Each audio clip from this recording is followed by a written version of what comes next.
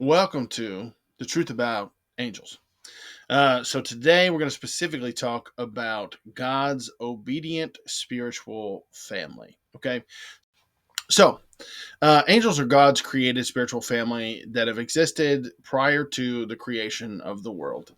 Now, if you turn to Job 38, verses 4 through 7, where were you when I established the earth? Tell me if you have understanding. Who fixed its dimensions? Certainly you know. Who stretched a measuring line across it? What supports its foundations? Or who laid its cornerstone while the morning stars sang together and all the sons of God shouted for joy?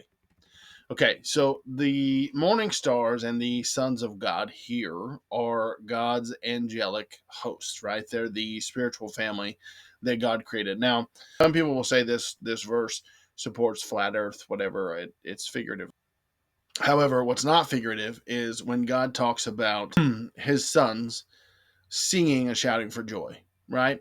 Now, we know based on this verse that God has created the angels first. Now, some people will say that God created the angels during creation week.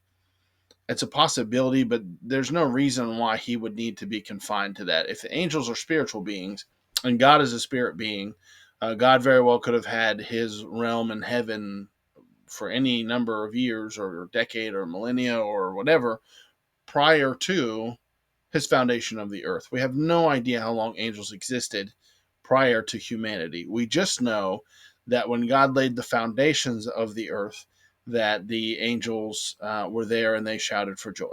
Okay, so there's an unknown massive number of angels. This is point number two. Hebrews 12:22 says, "Instead, you have come to Mount Zion, to the city of the living God, the heavenly Jerusalem, to myriads of angels, a festive gathering." Okay, so myriads is also translated in different versions as innumerable, countless thousands, and thousands of thousands.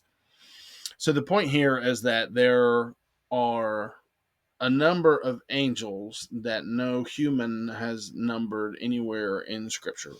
There, I don't know if there's any extra biblical or apocryphal writing, as they call it, that gives a number, but I can tell you that as far as Scripture, the canon of the Bible, Genesis through Revelation, there is not a number of angels that exist. Point number three: there are obedient and fallen angels.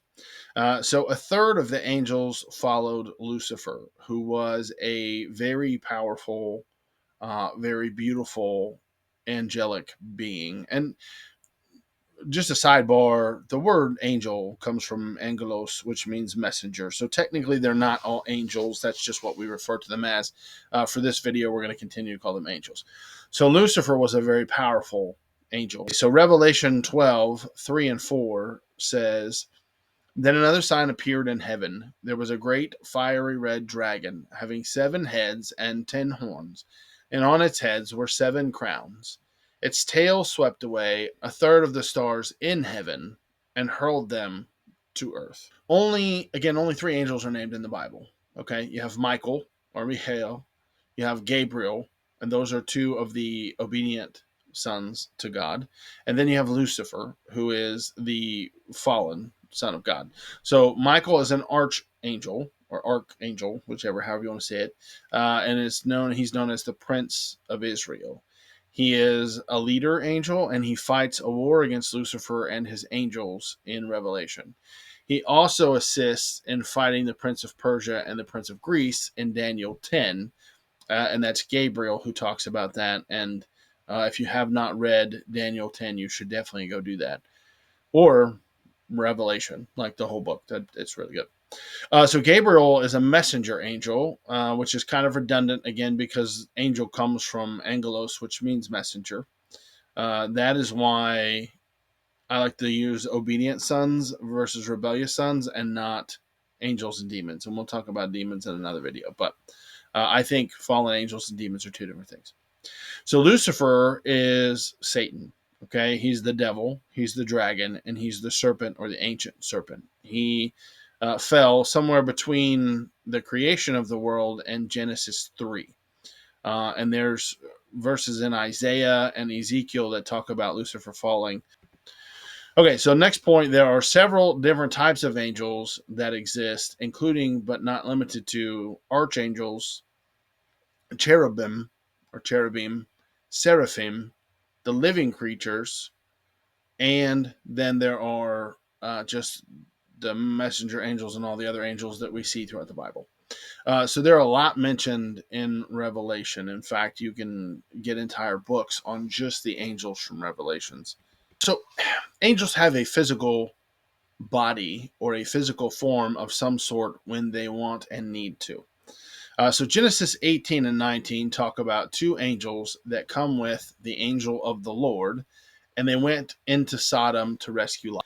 So the angel of the Lord, when it says the angel of the Lord and not an angel of the Lord, but it's when Jesus shows up in the Bible in physical form prior to being born as Jesus in Nazareth. That's a story for another day. But with him come these two angelic beings, and they sit with Abraham, and they have a meal, or Jesus has a meal, I guess, as they walk into the city. So Genesis 19, 4 and 5.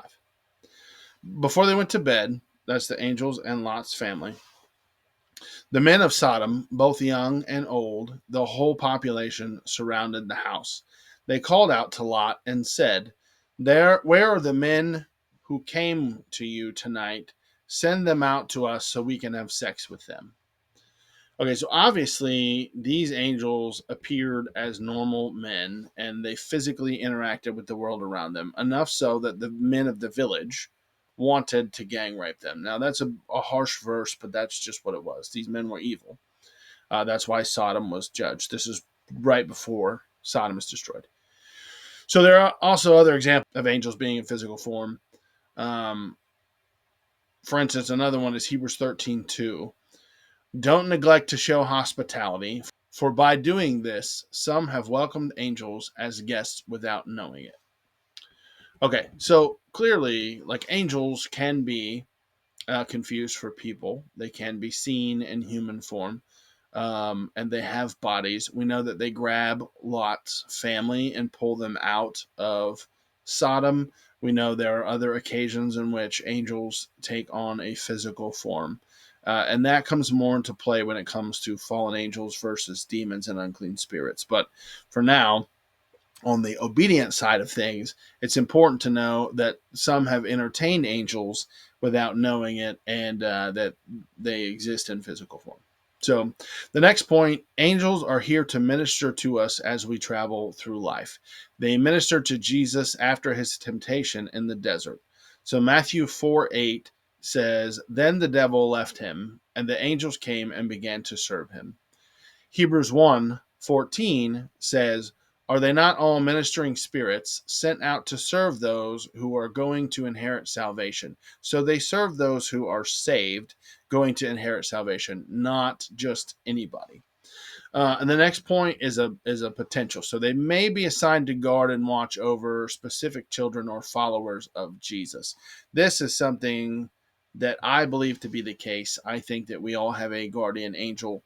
So Matthew 18:10 says, See to it that you don't despise one of these little ones, because I tell you that in heaven their angels continually view the face of my Father in heaven. And then Psalm 91:11 through 13 says, For he will give his angels orders concerning you, to protect you in all your ways. They will support you with their hands, so that you will not strike your foot against a stone. You will tread on the lion and the cobra. You will trample the young lion and the serpent. Those two verses support the theory of guardian angels. Your homework assignment after this video is over is to go read Psalm 91 in its entirety, because it is an absolutely amazing verse about spiritual warfare. That's all I got. I'll put the email down and link below. Thanks for watching.